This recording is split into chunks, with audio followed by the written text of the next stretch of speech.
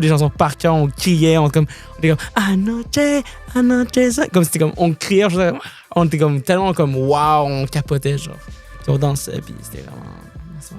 De toute façon, on est tous frères et sœurs. Moi, je trouve toutes les Caraïbes, là, même si Venezuela, c'est plus frère. C'est en Amérique du Sud. Mais still, moi, pour moi, c'est dans la même région. tu prends un avion, tu fais juste fion, tu peux aller en Haïti ou en Jamaïque ou à la Barbade, peu importe. Moi, je trouve qu'on est plus. En vrai, je trouve que quand les gens qui ont une religion fixe, bon, pourquoi je dis ça? Les gens vont dire. On va dire, si t'es quelqu'un de. Oh, ben moi, je suis protestante, donc protestante all the way, ça va te servir à rien. Comme rendu au jour du jugement, genre, Dieu va pas te dire, oh, ben comme toi, t'es protestante, tu vas aller plus vite aussi, genre, ça n'a pas rapport. Hi guys, on est de retour avec un 10e épisode de TED Talk with Yahweh. Notre nouveau invité, tu peux te présenter si tu veux. Hi guys, je m'appelle Antonio, j'ai 24 ans, je suis étudiant en enseignement de la musique, je travaille en sécurité. Également, je suis un musicien, donc je joue un instrument, je compose aussi également de côté. Et I'm from Venezuela, so yeah. Okay, so just before we start, I'm sorry if it gets messy, but I'm just here to spill the tea. So, the first question, pour ça à tout le monde, es-tu athée ou as-tu une spiritualité quelconque? Je suis chrétien, dans le sens que j'ai fait ma communion, ma première confirmation, je fais mes testaments, les premiers que je vais faire avant le mariage, je ne veux pas, mais je suis non pratiquant. Donc, je crois en Dieu, mais je ne pratique pas, je ne vais pas chaque dimanche. Normal. Un peu comme nous tous, là. C'est... Mais tu veux pas, j'ai fait mes testaments, j'ai fait comme les... T'as quand même ton background. C'est ça, je fais mon background, là, tu sais. La deuxième question. Bon, t'as dit que tu venais de Venezuela. T'es d'origine. Oui, d'origine, oui. OK. Qu'est-ce que tu aimes le plus de ta culture? Que j'aime beaucoup de ma culture, puis c'est pas nécessairement la culture vénézuélienne, mais la culture latine en général. C'est vraiment, je trouve que c'est... on est des gens très rassembleurs. Puis on est des gens qu'on aime beaucoup se côtoyer entre tous. Pas nécessairement les Vénézuéliens, mais les Latinos en général. C'est exemple, je reviens d'un souper de famille avec les amis de mes parents qui sont tous latinos. Je suis from Panama, from Venezuela aussi. Puis genre, tu sais, on se compare, on était tous ensemble, on parlait, on discutait, on mangeait. Tu sais, je me rappelle, ma mère cuisinait des empanadas, tu sais. Mais je trouve que cette partie-là de la famille, que oui, la bouffe, on dit souvent que la bouffe, elle est bonne, la bouffe latine, mais qu'est-ce qui est encore plus beau et magnifique, c'est que on cuisine tout ensemble. Et là, je voyais ma mère bien préparer les empanadas. Moi, je filmais pour montrer, genre, hey guys, on a des empanadas chez nous, tu sais. Fait que moi, j'aime, c'est vraiment cette partie, c'est le côté rassembleur. Puis le côté qu'on est fier d'être latino. T'sais, à chaque fois que je sors avec mes amis qui ont des éléments latinos, on est fier de dire. Moi, je suis fier de dire I'm from Venezuela, je suis de Venezuela. Ou après, les gens disent ah, mais moi, je suis fier d'être dominicain. Il y a un certain sentiment de fierté, d'appartenance que je trouve vraiment incroyable. Puis pas seulement distinct, mais comme original, tu sais. Fait que c'est vraiment c'est un des grandes parties pourquoi je suis assez fier de mes origines. Mais je crois en gros, c'est tous les immigrants qui sont un peu comme ça. Même si tu es né ici, on est tout le temps fiers de dire ah, tu sais, comme si moi je suis haïtienne. Bon, ça dépend de quelle situation. On va dire, si on essaie de me chat puis la personne ne m'intéresse pas, je sais que c'est un haïtien, je vais dire que je suis jamaïcaine. Comme ça, on va me foutre la paix. Mais sinon, on aime ça, genre dire, on est fiers de là où on vient. Puis fait juste dire, oh, je suis haïtienne ou oh, je suis vénézuélien, ça fait du bien de le dire. C'est juste comme, t'es fier, faut être fier de là où on vient. Mais je trouve qu'Haïti font partie aussi comme des latinos qui sont vraiment fiers parce que je trouve que quand maintenant on est compas jazz, je vois les haïtiens vibrer dans un petit compas, tu sais, je suis comme ah damn, puis je me mets là-dessus parce que je vibe aussi dans leur beat également. Puis chaque fois que je suis dans un événement latino, comme quand on écoute du reggaeton, puis genre, tu sais, il met une chanson que je connais, je chante, puis t'as la personne à côté de moi qui chante avec moi, puis on crie ensemble. Exemple, Festival Fuego Fuego, là. Je me rappelle, il y a 2 ans, un artiste d'une époque qui s'appelait Wisin et Yandel qui était venu. Je me rappelle, j'étais avec mes groupes, mes friends, puis c'est eux qui ont fini le festival le dimanche.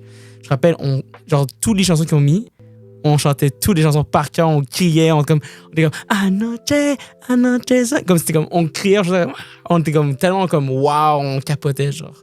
Puis on dansait, puis c'était vraiment... Ouais. De toute façon, on est tous frères et sœurs. Moi, je trouve toutes les Caraïbes, là, même si Venezuela c'est plus bas. C'est en Amérique du Sud. Mais still, moi, pour moi, c'est dans la même région. tu prends un avion, tu fais juste Fillon, tu peux aller en Haïti ou en Jamaïque ou à la Barbade, peu importe. Moi, je trouve qu'on est tous comme... Il devrait même pas avoir de division, pour être très honnête. Ouais, tu sais, en général, je pense que chaque pays ont leur sentiment d'appartenance en particulier, oui, définitivement. Bon, pour rentrer un peu plus dans la religion... Oui, vas-y. Bon, toi, t'es pas pratiquant, mais on va dire ta famille, genre on va dire ta mère et tout. Est-ce qu'ils sont un peu plus stricts là-dessus ou comme est-ce que eux non plus sont pas pratiquants? C'est à toi de voir si tu veux suivre ta spiritualité.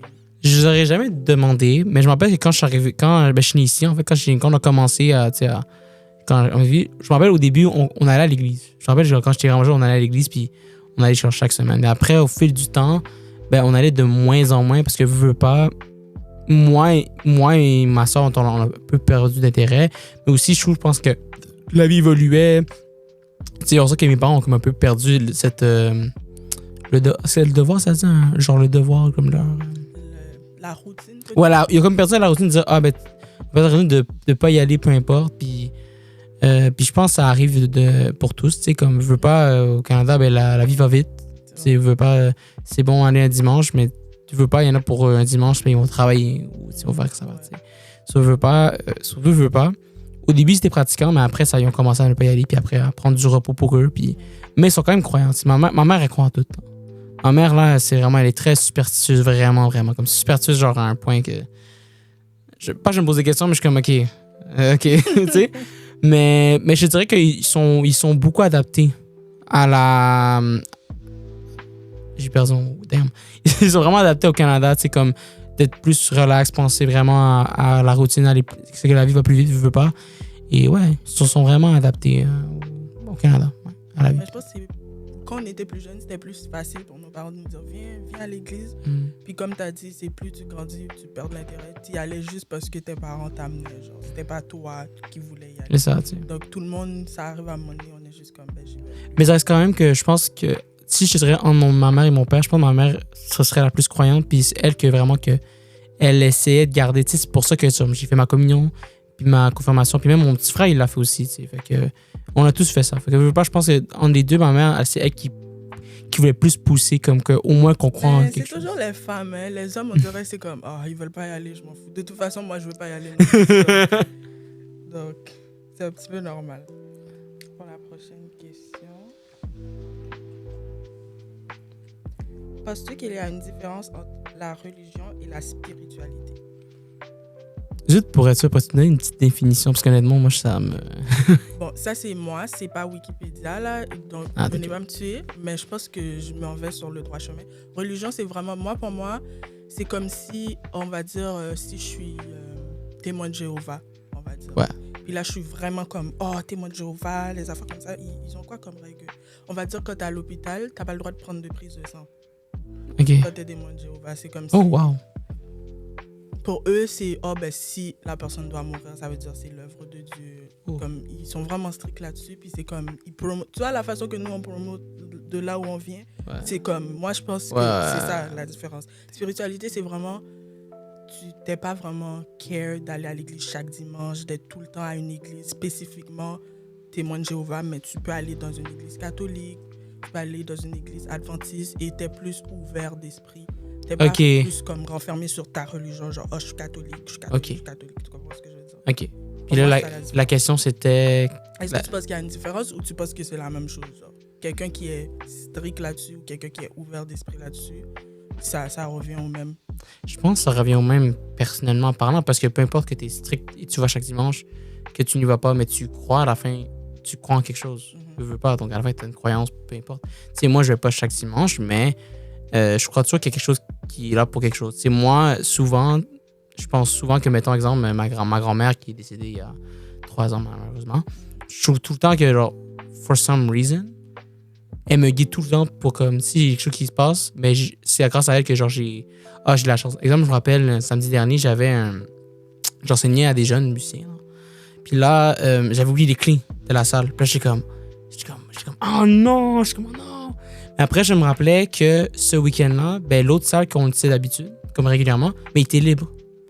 So, moi, je suis comme, ah, ok, on est chanceux, yes. Puis, je me rappelle que moi, j'étais arrivé tôt, puis j'avais tout fait pour que mes jeunes aillent à l'autre salle. Mais en même temps, je me disais, ben, est-ce que c'est une coïncidence? Parce que, tu sais, ma grand-mère, elle savait que dans le ciel, qu'elle savait que, ah, ben, le monsieur, elle oublie ses clés pour la première fois. Je vais te donner une chance de te rattraper, tu sais. Parce que moi, je suis une personne qui essaie toujours d'être à mes affaires, de prendre toujours mes affaires à mes affaires. Puis c'était la première fois que j'avais oublié les clés, tu sais. Fait que je veux pas, est-ce que j'ai oublié les clés par coïncidence, puis l'autre classe que je comprenais était libre, ou juste parce que, en haut, elle s'est dit, tu sais quoi, je vais te donner une chance, puis tu as fait ton bon travail, je vais te laisser la classe qui est libre, puis continue de faire ce que tu aimes et qui est d'enseigner aux jeunes. Donc, tu sais. Moi aussi, je pense que c'est la même chose. Bon, en vrai, je trouve que quand les gens qui ont une religion fixe, bon, pourquoi je dis ça? Les gens vont me dire. On va dire si t'es quelqu'un de, oh ben moi je suis protestante, donc protestante all the way, ça va te servir à rien. Comme rendu au jour du jugement, genre Dieu va pas te dire, oh ben comme toi t'es protestante, tu vas aller plus vite aussi, genre ça n'a pas rapport. Donc c'est comme t'as dit, genre tu peux être quelqu'un de pas pratiquant mais tu crois, puis t'as une bonne foi et t'as quand même une assez bonne relation avec Dieu. Ça revient au même que la personne qui... Bon, il y en a, ils vont à l'église chaque dimanche, puis tu sais même pas qu'est-ce qu'ils règlent après le dimanche, pour de vrai. Donc, ou tu sais même pas qu'est-ce qu'ils ont fait la journée d'avant. C'est ça, donc moi, les affaires comme si la personne, elle est là chaque dimanche, puis tu vois qu'elle est assidue dans sa religion, ça veut rien dire nécessairement. Genre. Ça veut pas dire que la personne est meilleure que moi. MTL. Oh, parlons de Montréal. Penses-tu que ta culture est bien représentée ici à Montréal? Dans quel sens? Genre, est-ce que tu trouves que... Bon, on va dire les fêtes. Il y a assez de fêtes pour toi, genre de culture latine, ou juste en général, on va dire, je sais pas. Mais moi, je trouve que si je compare quand, mettons, j'étais jeune, c'est comme quand j'ai commencé au secondaire, tu sais, il n'y avait pas beaucoup de latines à mes écoles ou de personnes d'origine latine. Mais je trouve qu'après la COVID, il y a eu un flux d'immigration, je veux pas. Puis je trouve qu'il y a eu de plus en plus de latinos qui ont commencé à venir à Montréal puis tout. Puis moi, je trouve que avant le premier Fuego Fuego, c'était plus ou moins représenté. Dans le sens que, tu sais, les seuls événements qu'il y avait, c'était quoi? Des clubs comme Essence, Sasatec. Tu sais, puis il n'y avait pas beaucoup de clubs là-dessus. Tu sais, des fois, ils faisaient des événements, genre, mettons, chaque mercredi soir, on va aller au Miss Wang, exemple, des affaires de même. Mais c'est pas que c'était pas représenté, c'est juste que il y avait peut-être une sous-estimation. On sous-estimait un peu la culture latine dans un sens. Mais après le premier Fuego Fuego, comme, ça a explosé, là. Comme, tu sais, pour te dire, tu sais, j'avais vu les entrevues dans TikTok de Primo Poivre. Puis Primo, il disait que quand il a fait la première édition de Fuego Fuego, il disait que c'est son premier festival, que il y a eu du cash en retour, là. C'est sûr que quand tu organises des gros événements, tu veux pas, tu n'as pas de l'argent. Genre, c'est normal, tu n'as pas de l'argent. Mais à ce qui paraît, c'est que quand il l'a fait, ben, il y a eu du cash en retour. Okay. Parce que veut pas nécessairement la communauté latine, mais la musique latine, ben, ça vend beaucoup, là. Puis, tu sais, veut pas, nosotros bebemos mucho, on est des consommateurs, tu sais. Mais, tu sais, dans le sens que, puis je trouve qu'après, je suis qui est 2022, ben, je trouve que, genre, on a commencé vraiment à upgrade. Puis maintenant, il y a tellement d'événements latinos, c'est fou, là. C'est fou, là. Maintenant, je pourrais te dire dans ma main au moins 5, il y a des événements latinos. Puis je trouve qu'on représente de plus en plus. Puis je veux pas maintenant, dans la musique d'aujourd'hui, c'est un des genres les plus écoutés, là. Il faut pas oublier, si on se rappelle 2017 Despacito, là, c'était votre été, là. Mais ça, c'était qu'un début. Puis ça, c'était où? Parce que si tu vas, mettons, à Miami, c'est genre là où tous les latinos sont là, tous les gros producteurs de latinos sont là. Mais à Montréal, c'est petit, puis c'est normal. Mais moi, je pense qu'on va de petit à petit. Puis il y a des artistes latinos à Montréal même qu'il y a, puis ils sont très bons aussi. Fait que je dirais que c'est pas qu'on est surreprésenté parce que je pense que je dirais on est pas bien représenté. Je pense qu'on n'a pas assez de spotlight sur nous, je trouve. Je trouve qu'on devrait en avoir davantage parce que je trouve qu'il y a des talents ici à Montréal que, trust me, il y en a, là. Tu sais, pour te dire, il y a un producteur à Montréal là, qui a produit un des beats de Shakira, là. Récemment, non. Elle fait encore des beats? Elle a fait un C'est beat. que non. Non, mais moi, en tout cas, ce que je te dis, c'est qu'il y a un produit ici à Montréal qui a fait un beat pour Shakira. Shakira, je parle de. Là, on parle de Shakira, on parle pas de. Shakira. Ouais, Shakira, la colombienne qu'elle a fait sur le halftime show avec J. Lopez, là. Ouais. Tu sais, pour te dire, si on veut pas, moi, je pense que we need a little more of spotlight. Comme, il y a plus de talent que vous pouvez penser, là, imaginez. Mais comme on dit, ça monte petit à petit. Damn, j'ai parlé, man. Cap. Mais c'est ça. C'est pas grave. Je me suis perdue dans mes questions. Désolée. Ma vie. Ok. Selon toi, comment décrirais-tu Dieu?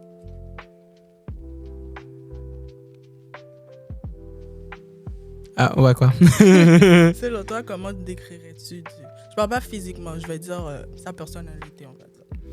Pour quelqu'un? Ouais. Mais moi, je pense que pour quelqu'un, Dieu, c'est vraiment à sa propre vision. C'est pour moi, exemple, Dieu, ben, c'est comme, mettons, ma grand-mère d'en haut du ciel qui me regarde comment je fais ma vie pis tout. Mais je pense que chaque personne a sa propre vision là, ou sa propre personne. T'sais. Comme je pense que peut-être. Ok, je sais pas, je vais aller trop loin, peu importe, mais ça peut être. Comme je dis n'importe qui, ça peut être pour une personne un animal spiritueux. Ça peut être. Ouais, à sa propre vision. Chaque personne a sa propre vision, je dirais. Ouais. Mais il y en a que, c'est comme tu as dit, ils imaginent Dieu d'une mauvaise façon, je pourrais dire. Mauvaise façon? Ouais, comme on va dire, ils pensent que Dieu, c'est comme un Dieu. Parce que c'est écrit que Dieu, c'est un Dieu jaloux. Et que t'as pas le droit d'avoir d'autres dieux à part lui. Mais quand les gens ils lisent ça, ils sont comme, oh ben là, c'est quoi ça? Oh ben Dieu, il est comme nous dans le fond, il est jaloux, nanana. Mais c'est pas nécessairement ça, je pense. Je pense juste c'est comme une relation. Tu peux être en couple avec quelqu'un, puis t'as d'autres personnes qui t'intéressent ou que tu vois. C'est juste ça, je trouve. Ok, la prochaine question. Serais-tu capable de te convertir par amour? On va dire tu rencontres quelqu'un, et au final, elle te dit, oh ben la religion, c'est quelque chose de très important pour moi, puis elle veut que tu te convertis. Genre. Tu serais capable de faire ça parce que tu aimes la personne ou genre? Oh my god, c'est une bonne question. Ça veut dire genre, par exemple, je serais pratiquant, puis là, genre, comme je ferais genre. Ça, genre, elle voudrait que vous ayez une bonne routine, là, comme si, peut-être pas chaque dimanche, mais quand même assez régulièrement, toi, elle, puis si vous avez des enfants, les enfants, comme vous allez à l'église, prière du matin. Honnêtement, je vais te dire non. Parce que je suis sûr à 100% que si c'est ça, ben c'est ça pour toutes les religions, je veux pas. Donc, non, parce que déjà, de base, moi, j'aime ma routine, qu'est-ce qu'il y a. Tu sais, j'étudie, je travaille, puis ça, pour moi, ça marche très bien. Puis je peux pas me casser la tête que, je vais aller chaque dimanche, etc. Tu sais. Que je pense, même si j'aime la personne, je veux pas, ben ça me donne une pression de plus. Puis aussi, quand je commence à connaître une personne, ben, il faut que je cherche à voir qu'est-ce qu'elle a aussi, c'est quoi ses affaires aussi. Puis si ça marche pas avec mon mode de vie, ben à la fin, ça va juste me rendre malheureux, tu sais. Fait que c'est mieux de. Tu sais, peut-être même si peut-être la personne, je l'aime beaucoup, puis elle est incroyable, mais si ça marche avec mon mode de vie en tant que tel, ça va pas être bénéfique pour les deux bords. Parce qu'imagine que j'essaie, puis après pour elle, c'est pas satisfait. Elle va être pas satisfaite, elle va dire mais c'est pas assez. On va être jamais satisfait. Puis l'humain est comme ça, tu sais. Fait que je dirais non. Normal. Comme c'est moi, personnellement, je ne cherche pas quelqu'un qui va à l'église chaque dimanche, mais quelqu'un que, tu sais, on va dire, s'il faut prier le matin avant de sortir, t'es capable de le faire. Ou genre, si je t'appelle puis je dis, viens, on fait une étude biblique, ça va me dire, ben là, j'allais jouer à Touquet, là. Comme, ben ok, ben va jouer à ton Touquet. C'est correct, je vais trouver quelqu'un d'autre pour faire mon étude biblique. Mais c'est ça. À la fin, si la personne n'est pas capable de le faire, ben tu vas au suivant, next, that's it. Comme, souvent, malheureusement, les gens, on dirait qu'ils ont peur de dire ben tu sais quoi, je veux pas le laisser, mais tu veux pas, si tu le laisses pas, ben tant que t'es malheureuse, là. Puis après, viens pas chialer en disant que mais mon gars, fais pas ça, non. Mais moi, je suis comme, mais pourquoi tu le laisses pas? Mais parce qu'il m'offre plein d'affaires incroyables. Autant des gars que des femmes, des deux bords, tu sais. Fait que, rendu là, tu sais, comme une relation, c'est comme un casino, là. Soit que tu gagnes, soit tu perds. Tu sais, si on veut pas, le but, c'est que tu gagnes le plus possible. Mais c'est sûr que tu vas perdre des fois. Mais si tu perds à un point que tu es en dette de 500$ à chaque fois que tu essaies d'argumenter, mettre tes points, là, faut voir. Là, il y a clairement un problème des deux bords. Puis moi, je parle des deux bords parce qu'une relation, c'est à deux. C'est pas un 1-2, là, c'est deux. Là.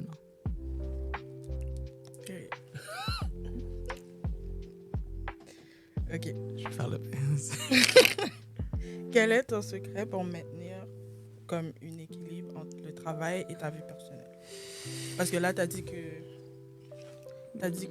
Ouais, je fais beaucoup de choses. tu Là. dis la musique, Ouais. t'enseignes aussi. Oui. Puis j'imagine que comme on the side, t'as comme un autre job peut-être. Oui, pour payer mes études, puis mes cahiers, puis tout. Là. Pour vrai, c'est vraiment l'organisation, d'avoir une bonne organisation. Là. Parce que je fais aussi autre chose en plus. Genre, mettons que je m'appuie avec les jeunes, puis tout. Fait que je pense que c'est beaucoup de l'organisation, puis d'avoir un agenda pour bien organiser tes affaires. Parce que t'as beau dire que tu fais plein d'affaires, mais si tu t'organises pas dans ton horaire, qu'est-ce que tu dois faire? C'est là que tu vas te perdre. Mais c'est sûr qu'à un moment donné, tu ne peux pas tout faire, c'est sûr et certain. Mais pour avoir un bon équilibre, il faut que tu sois bien organisé. Si à la fin, tu n'es pas organisé et tu es toujours dans la minute dans tes affaires, mais tu vas toujours chialer puis rester en disant ah ben là, puis te faire des excuses. Moi, je trouve que des excuses, ça n'existe pas. Comme, si ça arrive, ça arrive. Si tu t'organises bien en disant que, OK, on va faire ça, on va faire ça. Exemple, moi, je me rappelle, moi, je travaille pour demain soir. Là. Mais depuis 2 semaines, j'ai parlé avec ma collègue. On disait, OK, on va faire ça, on va faire ça. Comme, tu sais, depuis cette semaine, ben, comme je suis en semaine de relâche, ben, j'ai avancé mes travaux, j'ai avancé mes affaires. Tu sais, j'ai eu le temps d'avancer aussi quelques affaires à faire pour me permettre, durant la semaine qui s'en vient, ben, de bien m'organiser. Fait que moi, je pense que peu importe que tu fais 2 choses, tu fais 10 choses dans la semaine, depuis que tu es organisé dans tes affaires, tu as un agenda, tu notes ce que tu dois faire, l'équilibre va être là. L'équilibre va s'enlever quand, justement, ben, tu t'organises mal. Là. Tu procrastines. Exactement, tu as des excuses. Parce que même si tu as, par exemple, une relation, puis une relation, ça donne du temps, là, en relation, tu veux pas, ben, faut que tu t'organises aussi. Parce que si tu dis, mettons, je sais pas, le mardi soir, tu vas voir la personne, puis tu as un examen à faire pour mercredi, ben, faut que tu penses dans ta tête que, OK, je vais faire le travail avant que j'aille voir la madame ou le monsieur le mardi soir. Parce que sinon, ben, je veux pas, si tu cours ton examen, c'est ça. Puis tu peux pas dire à ta femme que, ah, ben, à cause que je suis allé te voir le mardi soir, ben, j'ai écouté ton examen, ben, j'ai pas pu te mardi soir. Ben, non. En fait, il faut juste savoir se gérer. C'est ça. C'est juste ça. Ça, je te dirais de bien s'organiser puis d'avoir une bonne gestion de temps. Ouais. Puis j'y travaille parce que moi je suis pas le meilleur là-dessus, mais j'y travaille. Puis pour l'instant, je suis correct.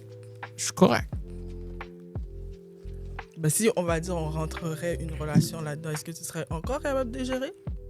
Oui.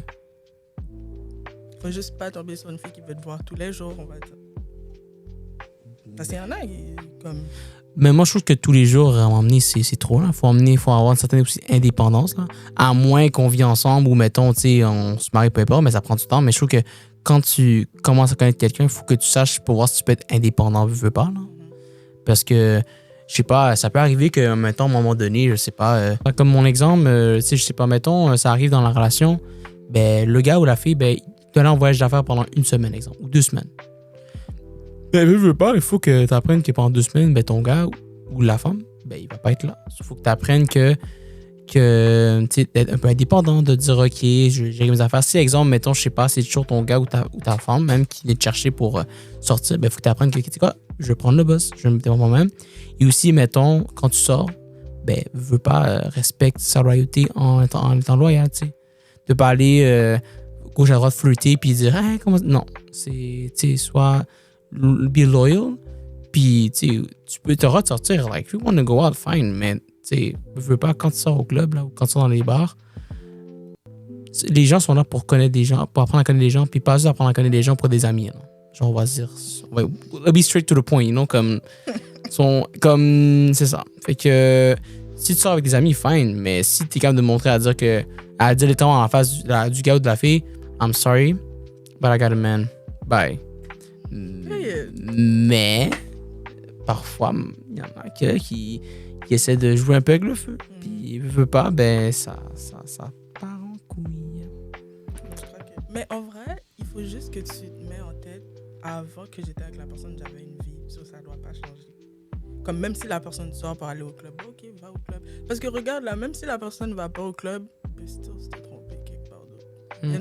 J'en entends qui disent, oh, moi mon gars il reste à la maison, il fait jamais rien. All he does is play 2K and just sleeps, ok? Qui t'a dit qu'il y avait une femme là-bas pendant qu'il sleep et qu'il joue à 2K? Yo. Reste tranquille, s'il te plaît. C'est pas parce que la personne est tout le temps à la maison. Tu peux pas te tromper. Faut juste te mettre en tête. Avant la personne, j'avais une vie, j'avais mes activités, j'avais ma routine, justement. Tu vois, j'étais organisée. Pendant que la personne est là, ça doit pas changer. Tu dois juste faire de la place pour cette personne-là, justement. Ben oui. Si tu veux pas, une relation, c'est du temps que tu donnes. Non? C'est du temps.